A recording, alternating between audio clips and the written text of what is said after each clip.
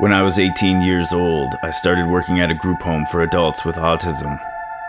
The home was a large farmhouse on a small farm located several kilometers outside of the nearest town. The individuals who lived there enjoyed the serene country living, and some of them worked on the farm, raising chickens, pigs, and cows. The house was modified into two separate sections, known as the South House and the North House, and 3 to 4 people resided in each section. There were a variety of shifts available to the employees at the home as it was staffed 24 hours a day. There were day shifts, afternoon shifts, and 2 kinds of overnight shifts. The overnight awake staff stayed up all night in the North House and assisted the individuals in both sides as necessary throughout the night. The second overnight staff was the sleep staff. The sleep staff slept in the home during the night and was there in case something happened that required a second staff to be present. This staff usually slept on the couch in the living room of the South House. One summer night I was working a sleep shift. I stayed up until 11 or so watching TV while the residents slept upstairs. When I finally decided to turn in, one of the residents woke up to use the washroom. This individual, as was his habit several times a night, stomped on the floor as he walked and slammed the toilet seat down repetitively.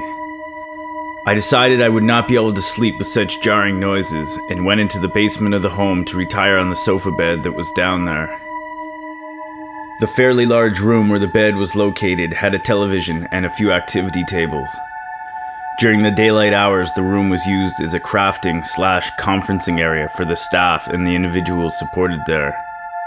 It was very quiet at night aside from an electric heater that would periodically turn on and off, making curious pings and pops as the steel of the heater warmed up.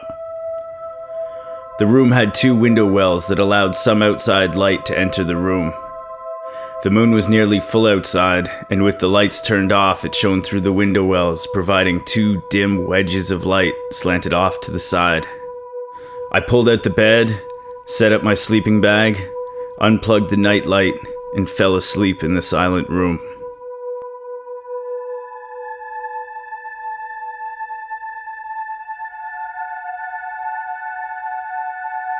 I woke up with a rush, sensing that someone was in the room with me. My vision immediately clung to the only source of light entering the area, the moon coming through the window wells. Just outside of the light, I saw the silhouette of a human, almost as dark as the shadows around it, but unmistakably a human form. Illuminated by the moonlight was a reflective strip that ran across the center of the chest of this figure, much like the reflective materials used on construction workers' clothing. I asked, "Who's there?" and the figure stood unresponsive.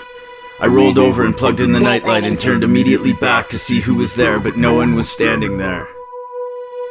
I said to myself, crazy, and rolled over and returned to sleep. The next morning I woke up with a strange, unsettling feeling. I remembered the encounter and was confused about how I managed to sleep after such a seemingly mysterious disturbance. I wondered if it was just some kind of strange nightmare, and I forgot about it. A few weeks went past with little to no thought of the incident until I came across an old photo album of the individuals that lived there. One of the people in the photographs was someone I didn't recognize. I asked one of the long-term staff who this person was, and I was told, "Oh, that's Barry. He used to live here years ago. One day when he was working in the barn, he just had a heart attack, and he died right there. He was only in his 40s. "I'm sorry to hear that," I said, as I flipped through the pages until I came across one peculiar image. There was Barry standing outside of the barn wearing a dark shirt that had a strip of reflective material across the chest. The other staff caught me studying the image and said, "That was Barry's favorite shirt. We had a heck of a time trying to get him to wear anything else. You know how sometimes some people with autism get fixed on some things? Well, that shirt was it for Barry." My stomach dropped. I put the book down, and I never slept in the basement again.